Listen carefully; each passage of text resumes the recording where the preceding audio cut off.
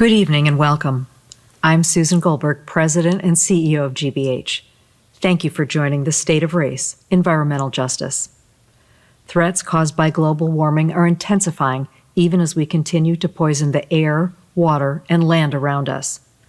We recognize that environmental dangers are not only science issues, they're equity issues that disproportionately impact urban communities of color. Urgent and hopeful efforts are underway as policymakers, scientists, and activists are working to slow this crisis, particularly for the less advantaged among us. Thanks for participating in this timely conversation.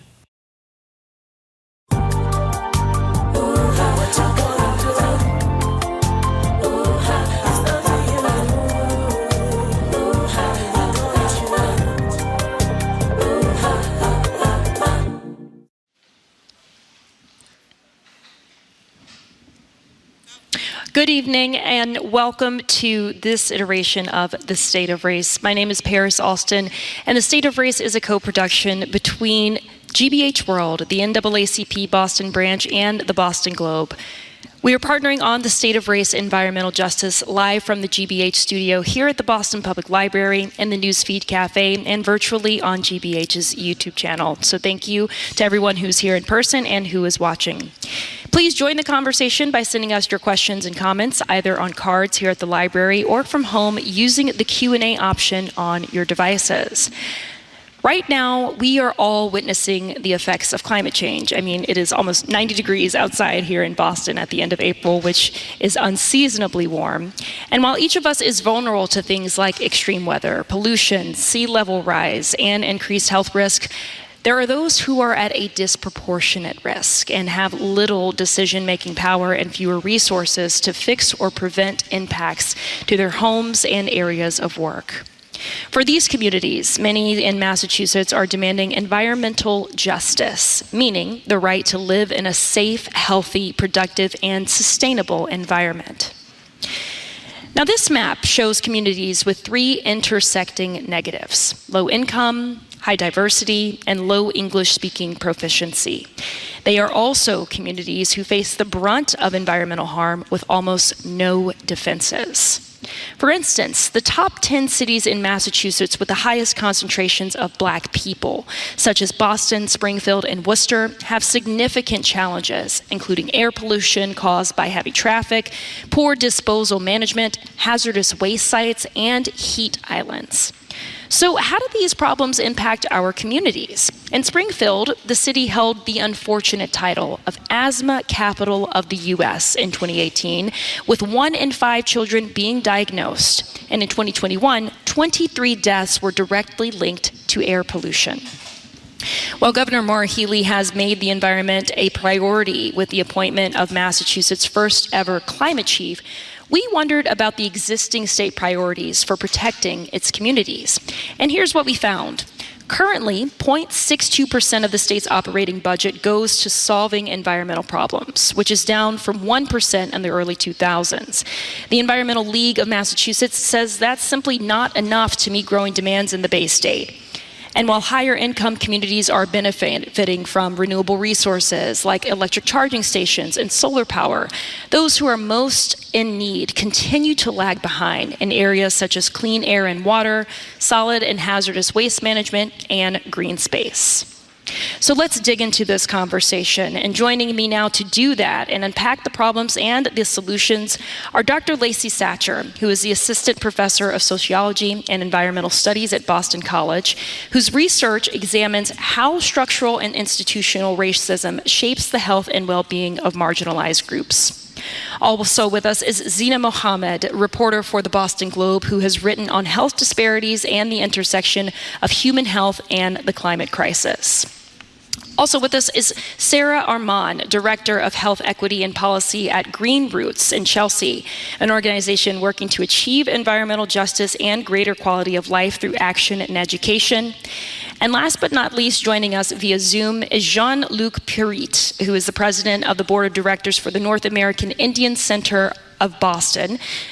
which does international research on urban sustainability and ecological knowledge-based programming for Indigenous communities.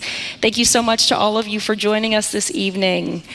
So Dr. Satcher, I want to start with you as we dig into the basis and talk about what the priorities are today here in Massachusetts, because I know that you've done extensive research in the areas of diverse communities and the environment. And so what are the priorities from your perspective? So I think one of the biggest priorities for folks in Massachusetts, and we mentioned that earlier, rising sea level, especially for the coastal cities in Massachusetts. So places like Boston, obviously Quincy and Revere, and also the potential for flooding in many Boston neighborhoods that are near our freshwater rivers, so the Lower Neponset River, the Mystic River, and the Charles River. And so there's a lot of potential for, in the coming years, a lot of flooding and possibly displacement of communities and institutions near those rivers. I think another really important issue right now in environmental justice here in Boston are urban heat islands. So places like Roxbury and Dorchester, because of a lack of tree cover and green space, are several degrees warmer than other neighborhoods in Boston. And we know the health effects of increased heat here in Boston. So that's another issue. There's several more, but I think those two are some of the most pressing issues, especially on a hot day like today. Absolutely.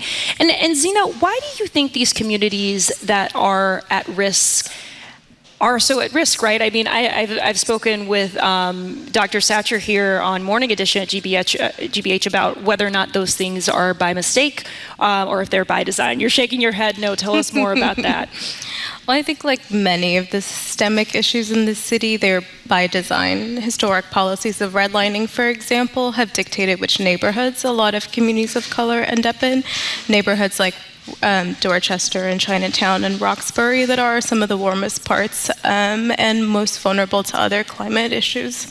And how would you kind of describe the awareness that these communities have about the threats that are posed to them, and also their awareness about the solutions that may be available? I can't speak to the awareness that some of these communities may have to the issues, but like anything, communities are aware of what's happening to them and they are mobilizing, as communities always will, to protect themselves. The issue is whether or not they will get the funding and support from organizations and governments and agencies to be able to do so. And Sarah, I know that Green Roots is an example, right, of how a community has mobilized around climate and environmental justice. I mean, just as we speak, there is a community meeting taking place right now regarding lead paint chips that have been falling from the Tobin Bridge. I mean, it's 2023. We're still talking about lead paint chips, right? Tell us a little bit about not only that issue, but also just in general, how these environmental justice issues have come to the fore in Chelsea and how community residents are mobilizing around them. Absolutely. So I'll start off with the lead. So basically the Tobin Bridge has been redone and repainted, and the parts that lead to Charlestown have all been de-leaded, but the parts that lead into Chelsea, a community of color, a low-income community, has not been de-leaded, and residents as a result have been constantly exposed to lead.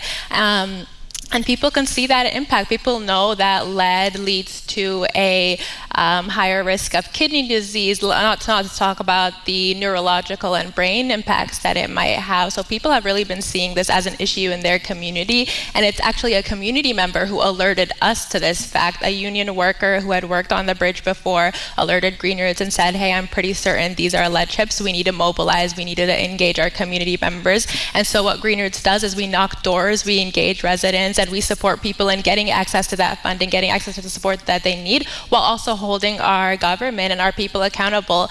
So just right now, Secretary Gina Fiandaca, the Secretary of Transportation, is at the Green Roots office engaging with residents, hearing their concerns. And we know that this is a cycle too of systemic racism. Just last year at this time, there was an asbestos dump in Chelsea by the Department of Transportation, just a few feet away from a public housing development. So we know that this is a systemic problem facing facing our communities, and we know that we need to be organizing our residents and really be advocating not only to our government, but working to engage our residents and making sure that their voices are centered.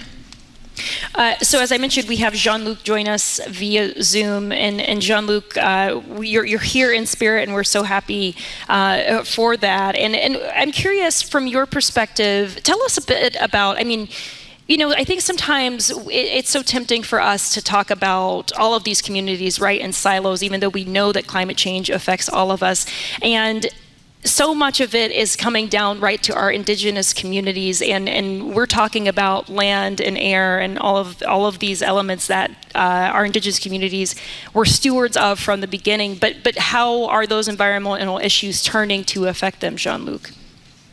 Yes, from the nation state on down to the municipality, we need to have an honoring of the rights of indigenous peoples. We need to support the development of traditional ecological knowledge. NACOB, North American Indian Center of Boston, we do this through 3 pillars. One, which is developing educational programming at our community center, Massachusetts' oldest urban Indian center. We also participate within legislative advocacy, so seeking bills for siting reform and access to justice for environment, specifically for environmental justice communities. And then thirdly, also supporting the calls from our tribal government. So National Congress of American Indians, for example, called for a moratorium on offshore wind development. So these are things that are priorities for us as Indigenous peoples, and it's important for us to support all of those calls to action. And Jean-Luc, you mentioned there sort of changing mindset around ecological education. I'm curious, we to understand where we are, we have to go back to the beginning, right? And I guess I'm curious also, how have the effects of things like colonization and globalization put us in the position that we are in now, where we're facing this climate crisis? Well, within the past couple of weeks, we've actually seen the repudiation of the doctrine of discovery by the Vatican, and that's great.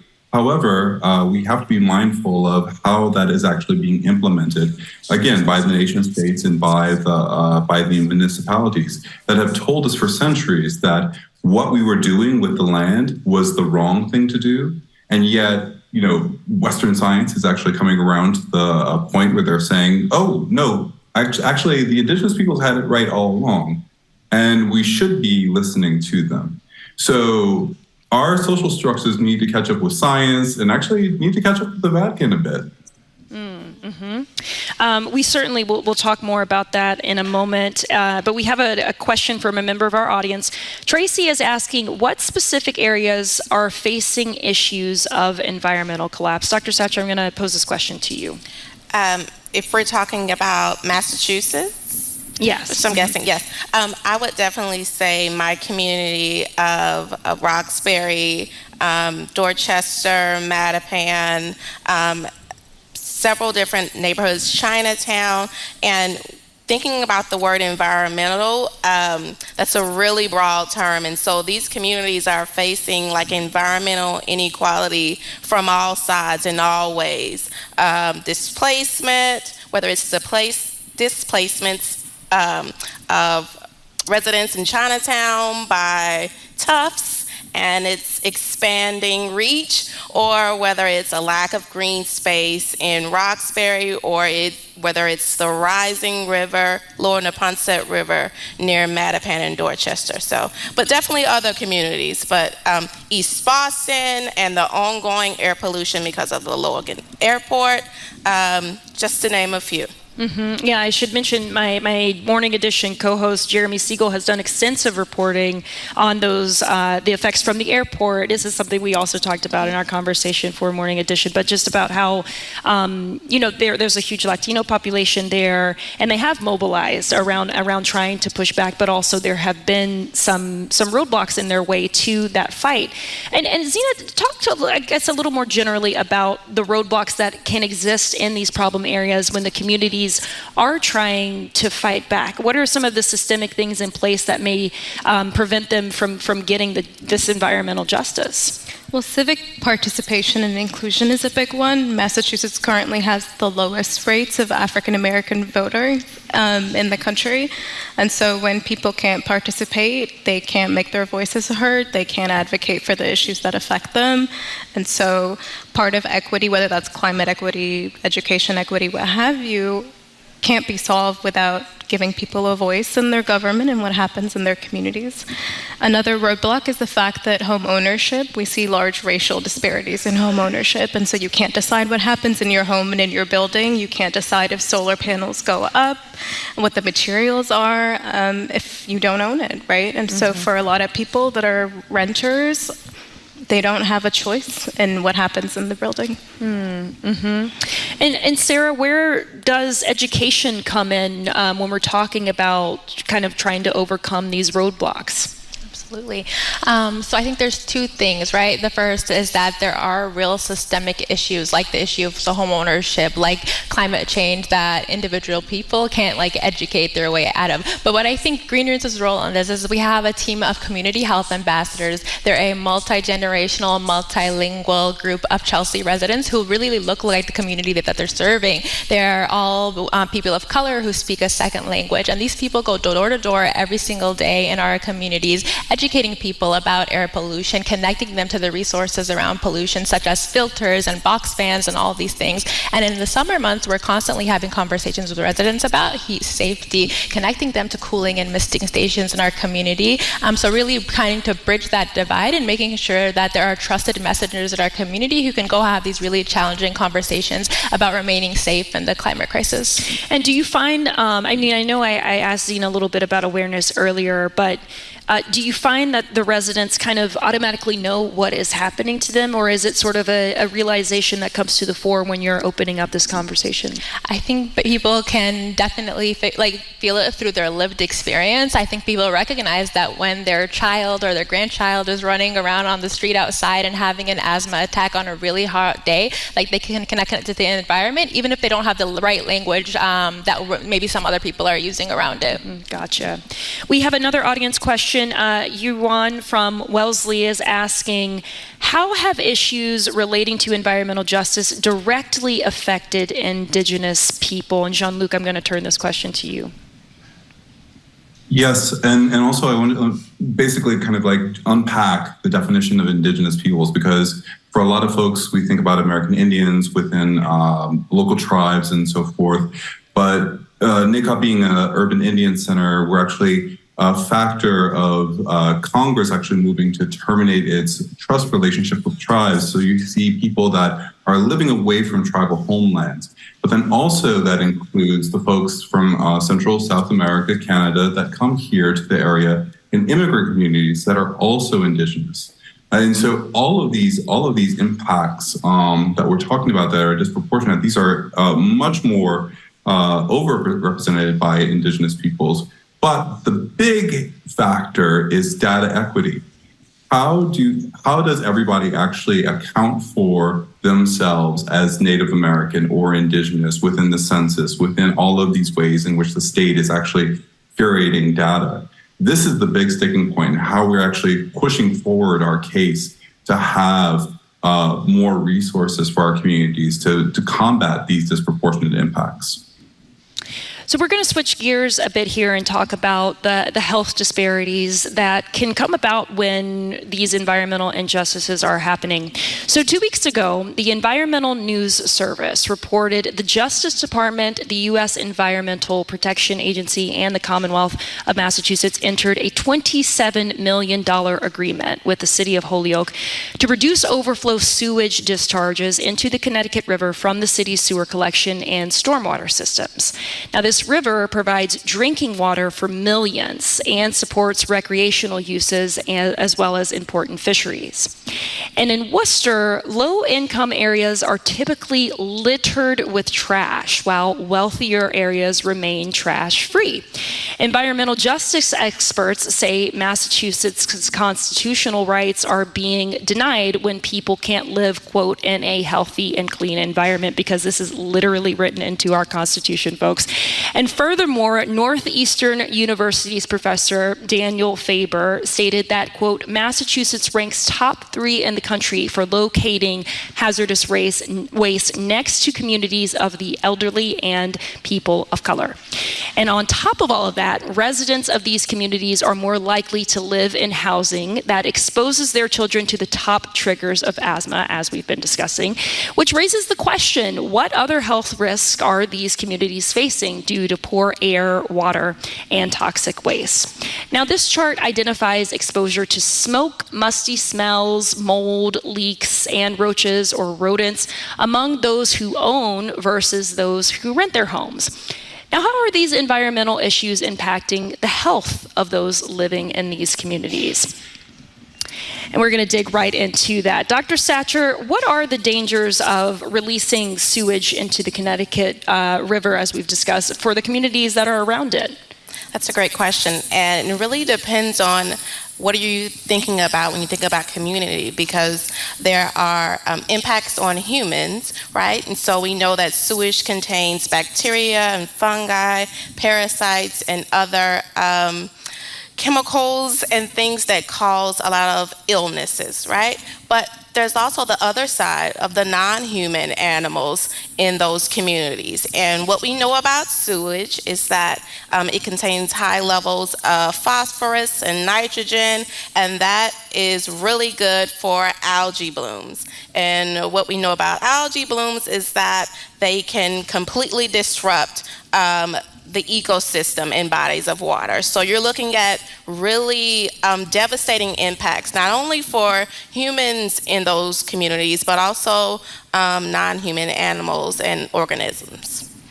And Sarah, as far as the health disparities and impacts, we've talked a little bit about asthma. Well, we've talked a lot about asthma, but what are some of the other implications we may see, even maybe some of those that may be a little more silent, right, and maybe a little more slow developing? Absolutely. So exposure to lead can really impact kidney disease or cause any neurological damage as well. Having a disposal site near a park or a playground can really impact the kids that work there. The kids that play there, and not only asthma, but other respiratory illnesses as well. So I think the other question we really have to be thinking about is why do these communities not deserve beautiful and healthy spaces in the way that their white counterparts do? Latino residents in Chelsea Latino residents in Massachusetts are 3 times more likely to live next to a disposal site or a toxic waste site than communities across the state. So it's really important to think about what is equitable, and when we're thinking about environmental justice, not to forget that justice aspect, that there needs to be a sense of equity around who's carrying the burdens across the state. Mm-hmm. And Zeina, I understand that in some of the work that you've done, you have covered on the healthiest counties in the state, with Massachusetts being one of the healthier states nationwide when we look at the conglomeration of those counties. But you also have found that health is not evenly distributed when we look from county to county. Tell us more about some of your findings. Yeah, absolutely. The University of Wisconsin's Population Institute last month released its annual survey of the health of U.S. counties around the country. And you're right, it showed that on average, Massachusetts residents are healthier than most Americans, but that health is not evenly distributed, right? You have counties like Nantucket County that are extremely healthy, high life expectancy, low air pollution, and then counties like Hampton County, which is an extremely diverse county, which is the least healthy county in the country. And there's a roughly 6-year difference in life expectancy, for example, between residents in Nantucket County and Hampton County. You see large disparities in food insecurity across counties, but also within counties, right? In Hampton County, Asian residents, for example, live an average of 11 years longer than Black residents. And a lot of that is down to where people live and how people live and what they're exposed to.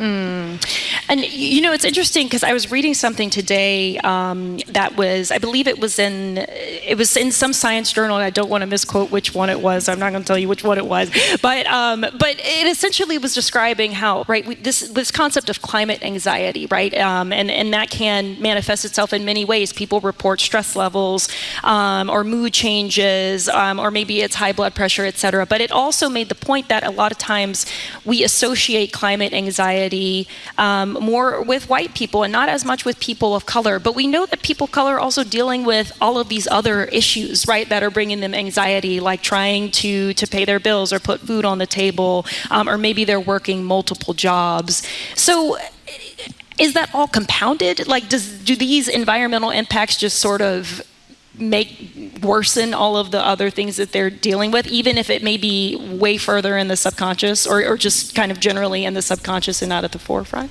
Yeah, absolutely. You asked a great question earlier of are these communities aware of what's happening to them? And there's a misconception that communities of color don't care about climate change, and that's not true. They're just also busy worrying about a lot of other things, right? And these things are all intertwined. Climate change is the great exacerbator, right? So it's not creating too many new problems, but exacerbating the ones that we already have. Transportation inequity, lack of access to clean drinking water and healthy food and healthy air. So it could be that they're already worrying about these things and not thinking about them as climate, issues, because they existed and predated the climate crisis in a lot of ways in some communities. Mm-hmm. And Jean-Luc, how is this similar or different for Indigenous communities? Well, I'm sitting here listening to the conversation, and I think that this is the perfect case for the access to justice bill that we're actually advocating for, because we're talking about a civil rights issue. Of course, when we think about civil rights movements, we think about the dichotomy of the two water fountains. And I'm also thinking about how those two water fountains didn't actually go away. Those have actually scaled up to include all of our built environments. And so we really need to think about this as not just an environmental issue, but a civil rights issue that people can actually advocate for clean water and clean air within their own communities. And when we think about long-term health effects, what does that look like for Indigenous communities? Certainly, I mean, we're talking about the decommissioning of the Pilgrim, the nuclear power plant off on Cape Cod around Plymouth. People that have actually seen that plant for all of their lives and now trying to stop the nuclear waste being dumped into the waters. Talking about, when we were talking about all of these places, and then the Poncet River, the Connecticut River, names that have been spoken since time immemorial, and yet now we're actually seeing them being desecrated. These are sacred sites that are being desecrated. So it's a very spiritual wound for our Indigenous peoples as well as that public health impact. We have another audience question for you, Sarah. Lena from Brookline is asking, what kind of state legislation can we endorse to prevent environmental harm? That's a great question. Thank you. And that really follows Jean-Luc. Thank you for mentioning the Access to Justice Bill. Green Roots and NACOB actually co-convened the Environmental Justice Table, which is a coalition of environmental justice groups across the state that are working on environmental justice legislation. And so we are currently working on 3 bills. The first is the Access to Justice bill that Jean-Luc mentioned. We're also working on a siting reform bill that would require the Energy Facilities Siting Board to include public health and environmental justice concerns as part of its criteria when deciding where to put substations and electrical grids and all those things that are constantly put in communities of color and environmental justice communities. And we're also working on a bill to improve indoor and outdoor air quality, which is a huge problem across the state, especially in Springfield and other communities, but working to include mold as part of the state sanitary code and really have great guidelines for the state to follow and metrics for reducing air pollution by 2030 and 2035. And when you think about the policies that we are seeing that are being rolled out to mitigate some of these concerns, is it the policy that we need? I mean, or how on track are we or are we not in addressing these things? That's a great question. I think there's been a lot of really great progress made at the result of community organizers and activists who've been working on this for years. I think there has to be a lot more work done. So for example, anti-displacement is a huge part of environmental justice. When these communities are improved, are we allowing our community members to stay there, or are we pushing them out with the rising rent costs? So really a lot more strict laws and policies around housing and making sure that we're allowing community members to stay in their home is really needed. Mm-hmm. I want to give a shout out to someone I know is in the audience, Darian Johnson from the Black Economic Council of Massachusetts, who I know has personally been doing a lot of organizing and advocacy on climate policy, and especially around offshore wind. And so we have these people around who are doing these things, right? And we'll get into offshore wind a minute, but in a little bit more in a minute. But I did want to shout him out because we're going to talk about that. So it all makes sense. You'll get what I'm saying in a little bit. But we also have an audience question from a member here at the Boston Public Library, who's asking how environmental racism has impacted Black and Indigenous communities. And I'm curious if this person is here or is willing to engage a little bit more with us about this, because I know we've been talking very generally about some of these things, and I'm wondering if there's something even more specific that you're wondering about. I guess I will kind of go so far as to say, I know that we have talked, heat islands is one thing that we've discussed, and to the point that we are, we're talking about, okay, we have this unusually warm day here in April. We've seen more increased heat waves in the summer in Massachusetts as a result of our changing climate. And Dr. Satcher, I know you sort of talked about how the infrastructure can exacerbate heat in these communities. Tell us a little bit more about that, specifically thinking about places like Dorchester, Roxbury, and Mattapan. So absolutely. So with places like Dorchester and Mattapan, there's a lot of buildings, a lot of concrete, asphalt, what we call impervious surface. And the great thing, I guess, about impervious surface is that it does a really good job of absorbing heat, but it also does a really great job of giving off heat. And so in places near the center of cities, usually older parts of cities, again, with less tree cover, less green space, which can mitigate the temperatures in neighborhoods, we see really, really hot parts of the city that are, again, 2 to 10 degrees warmer than other parts of the same city. And so when we think about heat and heat stroke and interactions between heat and medications for folks with chronic illnesses like diabetes and high blood pressure, it's really a recipe for disaster when it comes to resident health. And is this something, Zeina alluded to this earlier about it being by design, right? I mean, and when we talk about environmental racism, is that what we're talking about? Absolutely. And I think Zeina nailed it. These communities that are ultra segregated don't just, pop onto the map, right? These historically racist processes of steering and redlining have created these communities. And so that leads to, again, racially homogenous communities. And what we know about racism and racial capitalism is that there's economic value in someone's racial identity. And the way U.S. contexts are set up, and really global contexts, Black people of color, have less economic value. And what that means is that those communities are first in line for the bad stuff, for the environmental hazards, but also last in line for the good stuff, for environmental amenities. And that's how it happens.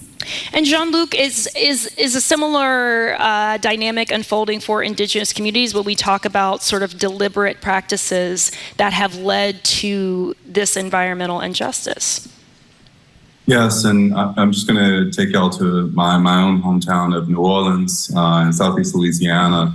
My cousins are out there along the coast, losing 95% of their land since the 1950s due to rising sea levels and coastal erosion. At the same time, my family still lives outside of New Orleans. We actually were displaced by Hurricane Katrina, but I do have family that live outside of New Orleans, next to the oil refineries and next to the historic plantations that are still in place. And you see this sort of interweaving of historical and current violence that is actually put against our people. And also, those choices of when you have to put bread on the table, do I work offshore? Do I go ahead and participate in the system that's actually causing harm for my community, but I can actually make good money doing this, and I can provide for my family now. How do we actually break through some of that thinking? Well, I know that we have talked extensively about the problems, right? But at the same time, we have to remember that all of this is rooted in people caring about the earth that we live in, right? And so there are solutions to protect it. And so we're going to talk a little bit about that now, as well as prevention, starting with renewable energy. So 29% of Massachusetts electricity comes from renewable sources like solar, hydropower, and wind.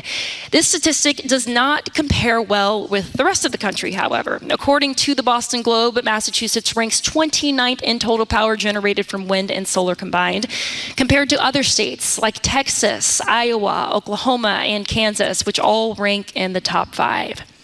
And according to the Energy Information Administration, solar power is the largest source of renewable energy, which accounts for almost 20% of Massachusetts power.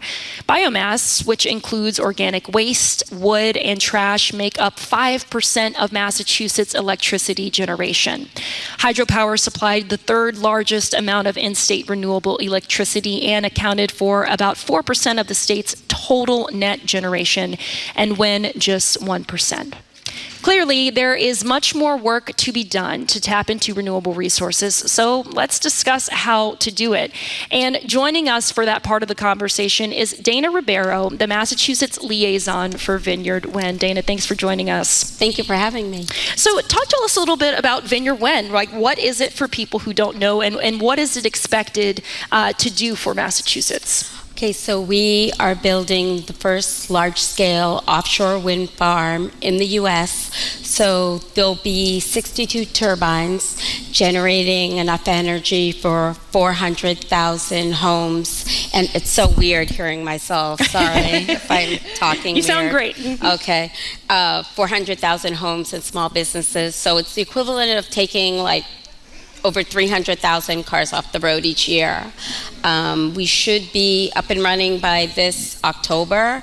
We're already in construction on the Cape, and it's a really exciting project, which I'm happy and thrilled to be a part of. And so I understand that this is a private developer investment. It's expected to cost about $3.5 billion. Mm-hmm. And as you mentioned, it's expected to serve 400,000 homes and presumably also bring a lot of jobs to the area. That's the most exciting well, for me, because this industry is new to the country, so there really is a level playing field.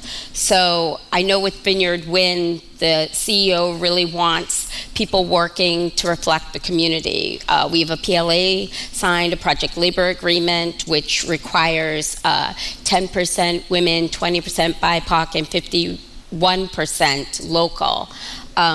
So and we're really digging in deep with that. And so I have to ask, because the jobs are around building the offshore wind, right? So once they're built and they're there, then what? What happens to all of those people? I mean, do they get transferred into other jobs? What is the long-term impact for them? So there's operations and maintenance, which lasts, but this is the first project. It's 800 megawatts. The Biden-Harris administration has goals of 30 gigawatts. So this is only the first of many.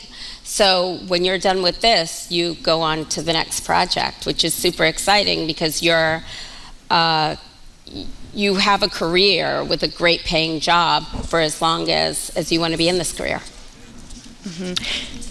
And so, and what about as far as access for the people who this is supposed to help? Who are those people? How many of them are the kind of people we're talking about who are disproportionately impacted by environmental harms? And how much money is it going to save them? At the end of the day, that's what many people are worried about, right? So the energy goes into the grid, and then projected to save over the 20-year lifespan of the project over $3 billion. And again, this is the first project of many.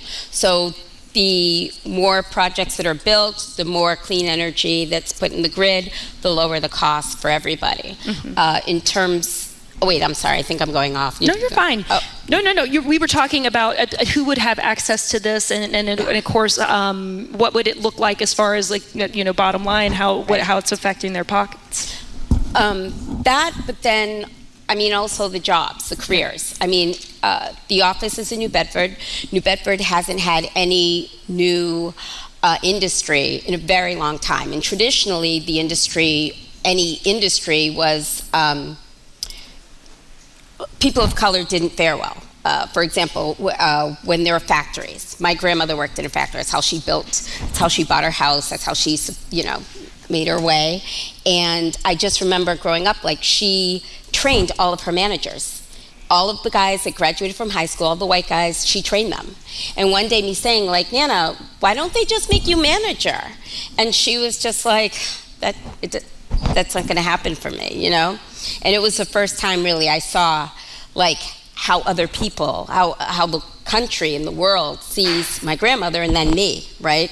So this is, like I said, it's new, so there is a level playing field. We're supporting organizations like Building Pathways, which is a pre-apprenticeship program started by Marty Walsh before he was mayor, to sort of feed that hole that's being left for apprentices, because it's no longer the thing where your father, your grandfather was a plumber and so on. So there's a hole, and so this really works to get people of color and women, and some of the people that took part of that are on our job. Mm-hmm. It's things like Be Now, Business Network for Offshore Wind, which helps train businesses to get into it and teach them the tiers.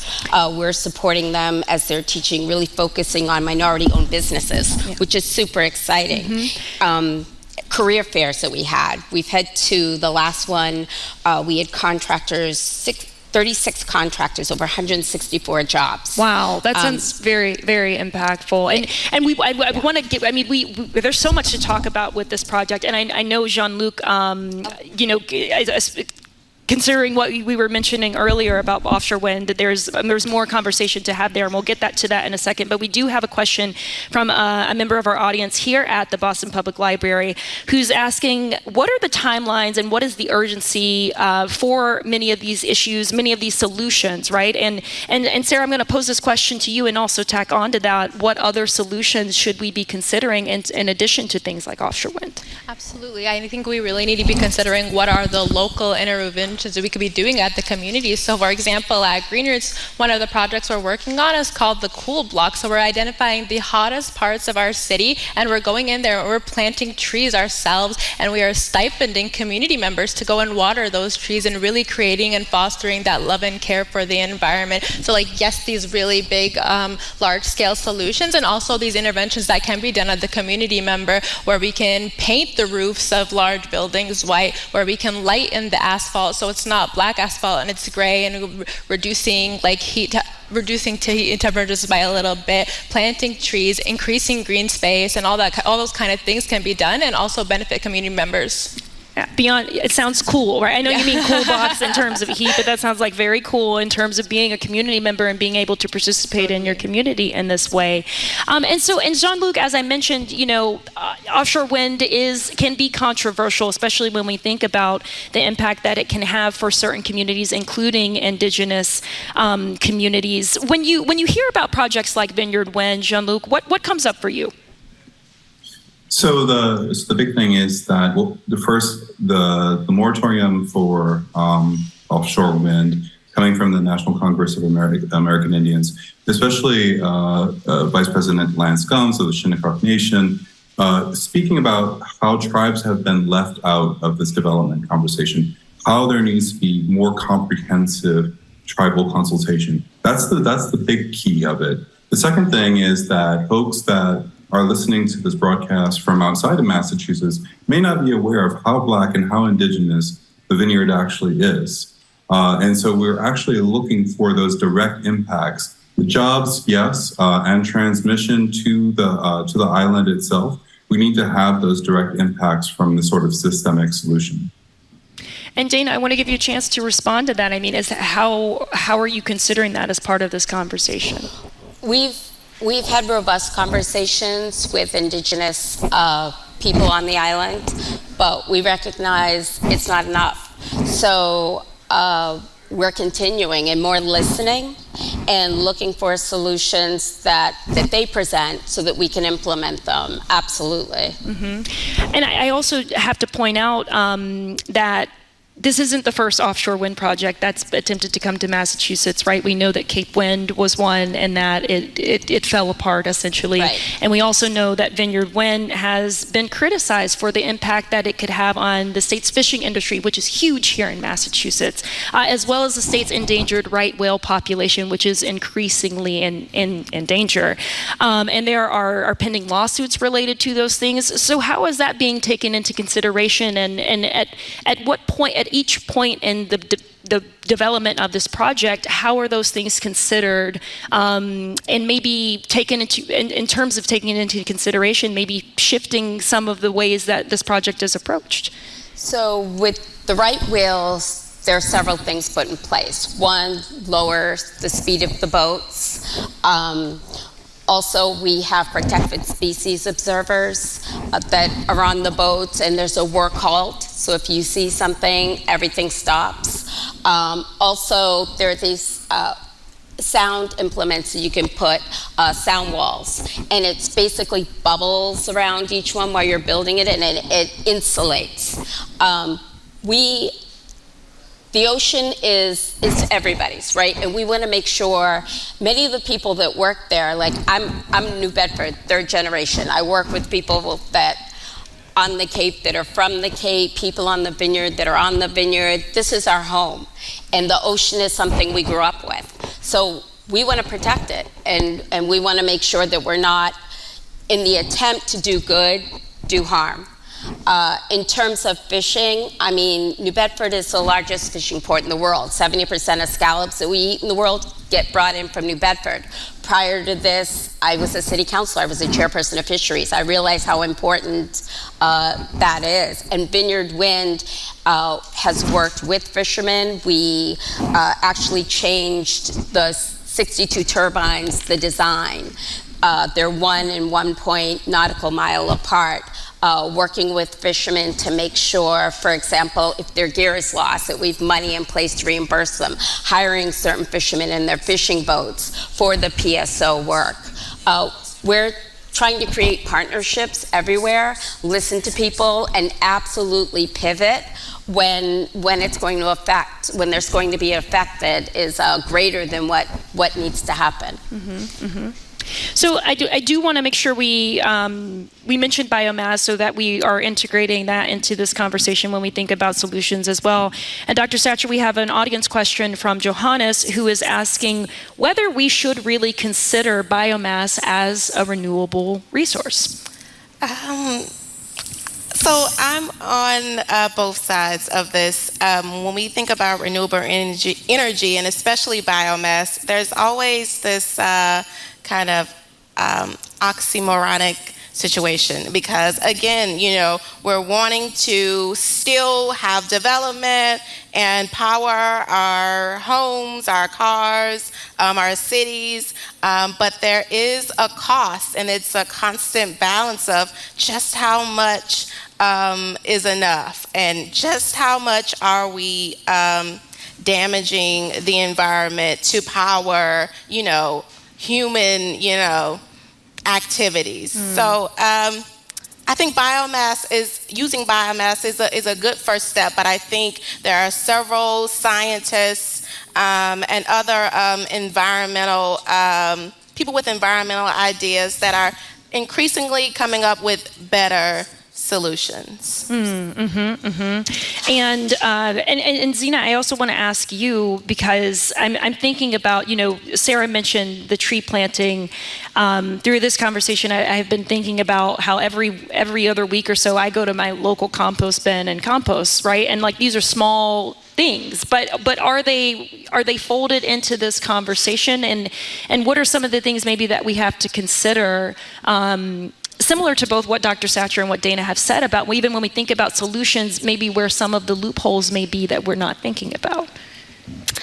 I think I would point us back again to the kind of intricacies of systemic issues, right? Where mobilizing on climate change in isolation is not an effective way to go about it, right? You need to think about racial justice and gender equity and all of these other considerations, right?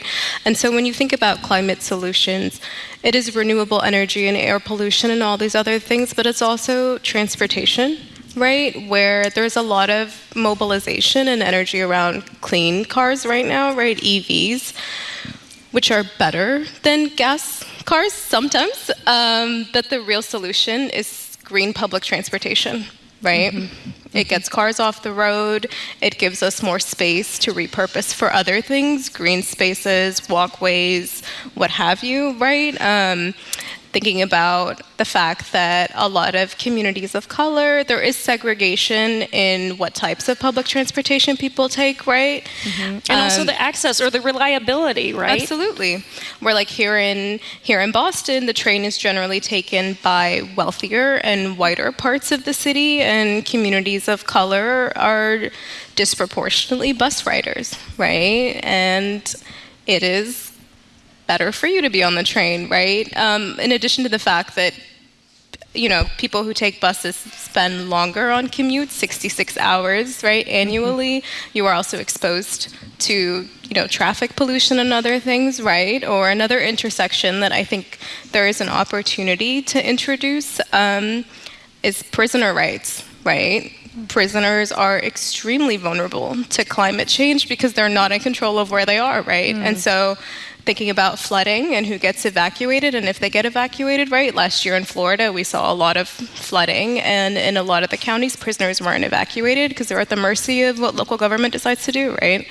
And so I think like introducing intersectional thinking in climate justice is the only way to go about it. And so I encourage people to think about like all of the other things that they see in everyday life that might not obviously be a climate issue, but might be some type of issue, because there's always a climate tie-in. Absolutely. I don't know if that answered your question. It did, 100%. Well, I mean, I think it gets to this point of, you know, when we talk about these things that have been intentionally done, and even in the lack of policy, I mean, we're seeing changes, right? But the lack of policy that we've seen thus far to try to mitigate these harms, then it becomes about the communities helping themselves, which I know, like, then it's like, but this is a problem that they haven't created, and now they have to fix it themselves. So there is that tension there. And Jean-Luc, for Indigenous communities, I'm also curious about how they are finding their own solutions.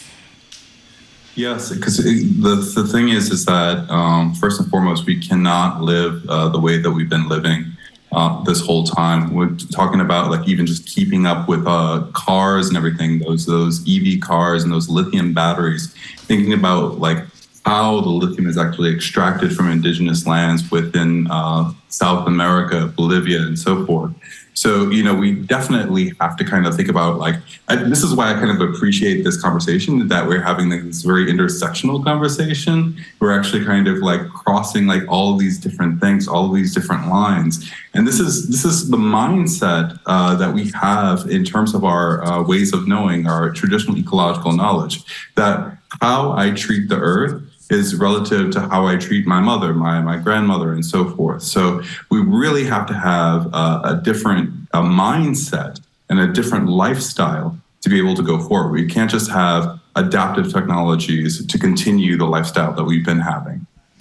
And Jean-Luc, I mean, I wonder if you can also give us a sort of a peek into, we talked earlier, right, about ecological philosophy. What are some of the principles from Indigenous communities that we can learn, that we can begin to adopt, maybe moving away a little bit from what we've seen that has come out of industrialization and globalization and colonization?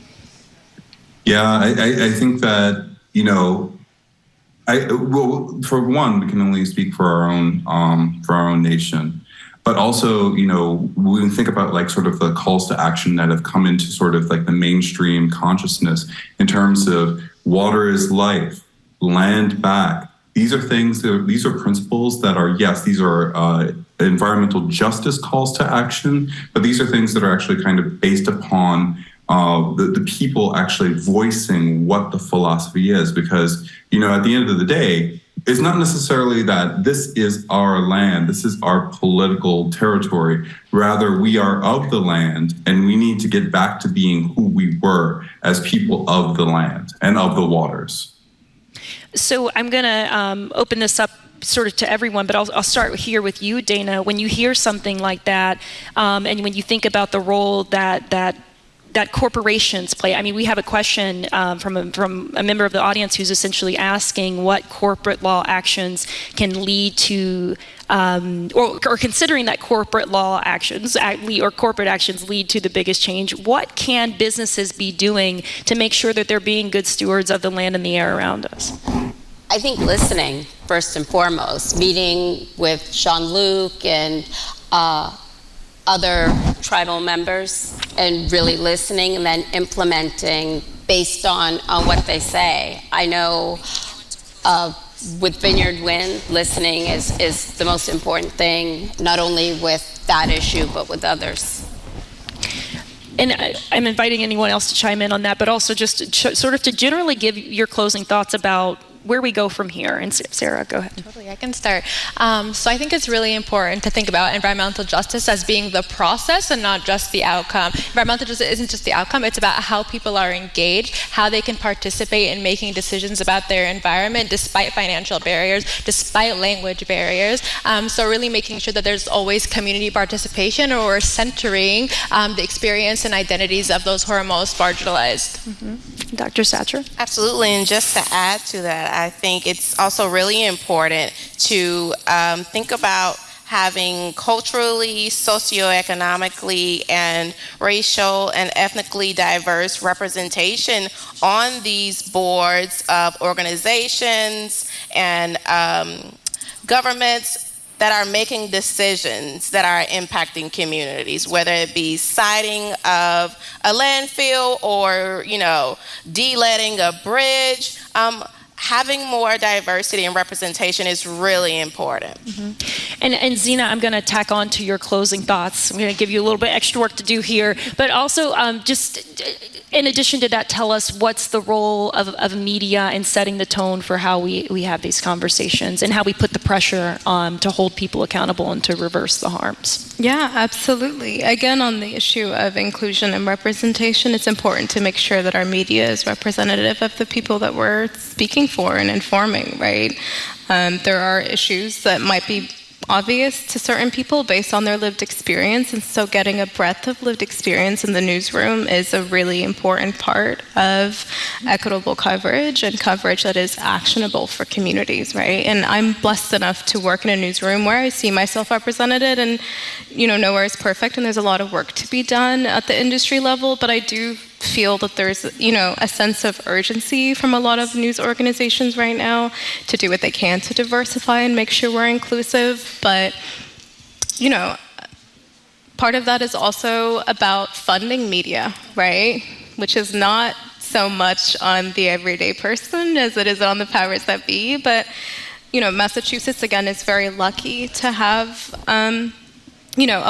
Boston, I should say, is lucky enough to have a pretty healthy news organ, but there are huge news deserts across the country, and they're only growing, and they will often fall on the communities that are hardest hit for, the reasons that we've been talking about, right? It's a symptom of an under-resourced community when your local paper shuts down or when there's 2 people covering a city, right? And so I think reporters need to make sure that we're doing what we can to cover the issues that matter most to people. And, we, as an industry, also need a lot of support right now from the corporations that are buying and shuttering a lot of local organizations around the country, or local news outlets around the country. So I think we can agree on a shameless plug for everyone to support their local journalists and local journalism, right? Your public media station, maybe, your local newspaper. And Jean-Luc, lastly, your closing thoughts. Yes, NICOB participates in a coalition called the Black Mass Coalition and the Black and Indigenous Resistance Fund.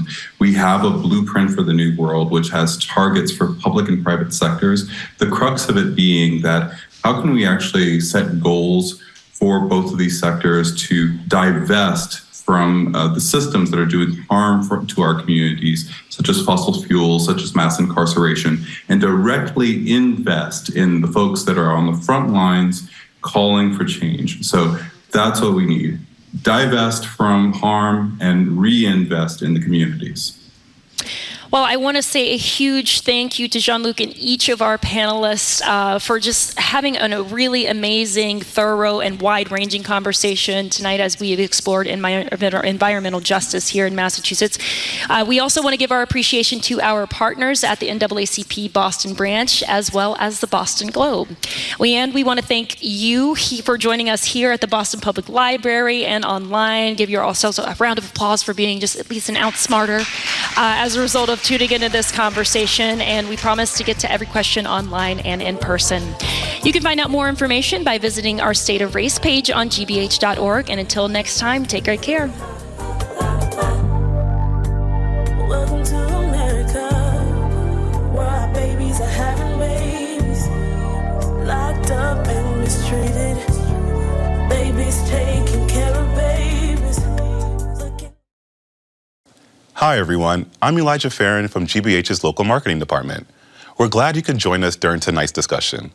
Important programs like the State of Race are made possible by GBH members, people like you who support GBH and World Channel's commitment to respond to, represent, and include the diversity of our community in the work we create and how we do that work. Your support helps World Channel to continue to showcase multicultural filmmakers and storytellers who are reporting from the heart of their communities. Help us raise visibility and further conversations around issues racial and ethnic communities face, like tonight's The State of Race discussion.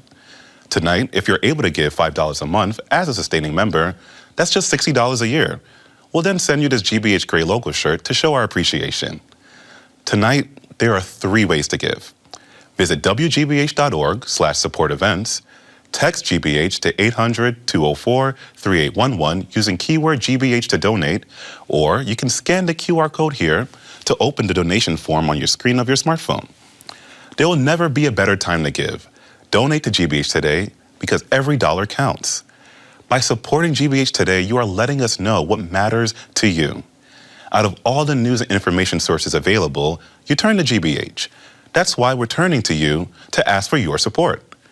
Your support is vital to the GBH mission of offering insightful, objective, and necessary information to serve our audiences. Please consider becoming a member today. And if you're already a GBH member, thank you. Thanks again for joining us this evening. Have a good night.